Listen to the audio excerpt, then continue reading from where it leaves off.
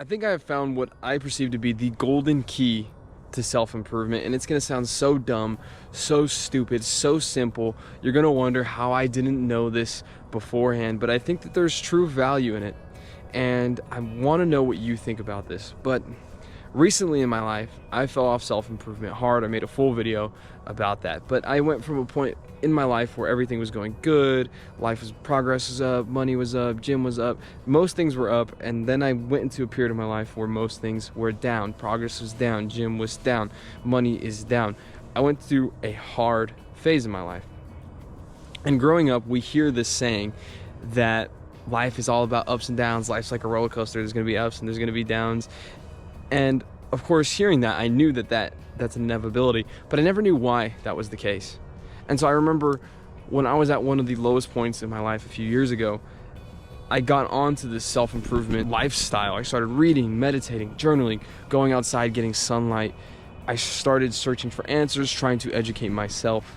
But I did all of that so I can get myself out of a hard time, a low point, the bottom of a roller coaster, and get myself back up to the top of it. What I didn't realize is once I reached that top, there was eventually going to be another down. Now, of course, I knew that, but it didn't sink in. I didn't realize that. And the reason for this is because we exist in a world where time and entropy exist, where everything is constantly changing.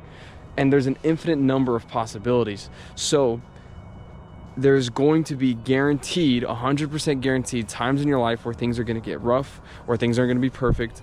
And even if you're in a good spot right now, like I was for the last almost a year, well, no, over a year, where you're in a good spot, you need to remember that just because you're in a good spot now doesn't mean that's where you're going to stay. And that is a very valuable lesson that I've learned. So the key is not to avoid downs. Now, this is something I see a lot of people do, is that they try to avoid the down periods. They don't like to feel bad. They don't like these negative emotions. And quite frankly, I don't either. I'm not better than anybody. But I believe the key is not to avoid the downs. The key is to minimize the downs and maximize the ups. You see, if it's inevitable that you're going to experience hardship and it's inevitable that things are going to be tough in your life, then your goal should be, in the times where you can, to equip yourself for the times to come. Now, that doesn't mean you should be all anxious and you should be all concerned about what's going to happen in the future because you know things are going to be bad. So that means you never go out of your house, never do things. No, that's not what I'm saying. What I'm saying is you need to equip yourself with the armor, the chest plate, the helmet, the sword, the weapon that you're going to need for the future when you're in a position where you can do so. Well, how do you go about doing that? Well, you face challenges during times of success. You willingly continue to learn, to do challenges, to put in the effort, to stay disciplined, to work out hard. Whatever it is, for me personally, the hardest thing and one of the worst things that I hate doing the most, especially when times are good, is ice baths. I cannot stand cold water. Say whatever you want about me. I'm sure you can handle cold water, but me personally, cold water is like the bane of my existence. I hate it.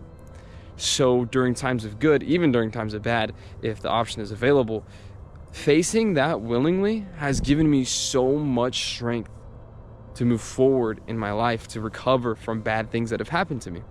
And this is where the real power of the knowledge of good habits, but also, and more importantly, the knowledge of God comes in.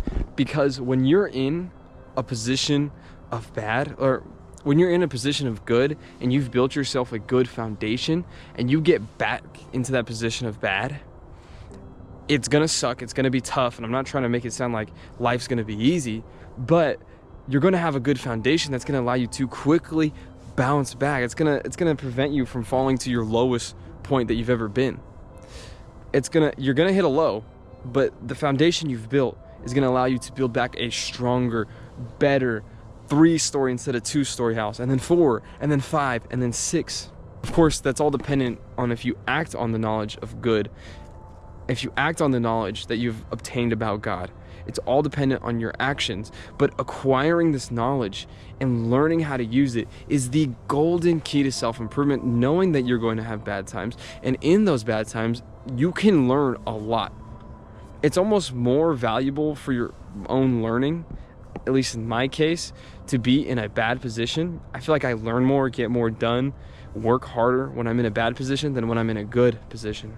The golden key to self-improvement, as obvious as it might sound, is to maximize the good times in order to prepare yourself and minimize the bad times.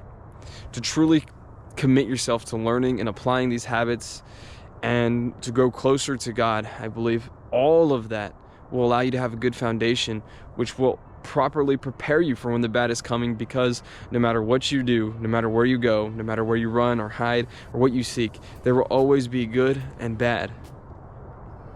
Always be good and bad, because we live in a universe where time and entropy exist. So I'm gonna end this video off with a prayer. Look at how beautiful the sunset is over there. And I just hope that we can pray today for anybody who doesn't have good knowledge of self-improvement. Maybe this is your first time watching a Christian self-improvement video. Maybe you're not Christian yourself, so I just hope that we can all pray. And if it's your first time, join me. It's a beautiful thing. Hello, Jesus. We just want to say we love you today, and that you're amazing and you're awesome, and just thank you for blessing us with good and bad times. We really appreciate everything you do, because we understand, we recognize that growth and an accelerated rate comes from the bad, and you learn to really appreciate the good only through the bad. So just thank you for that, Lord. And we love you.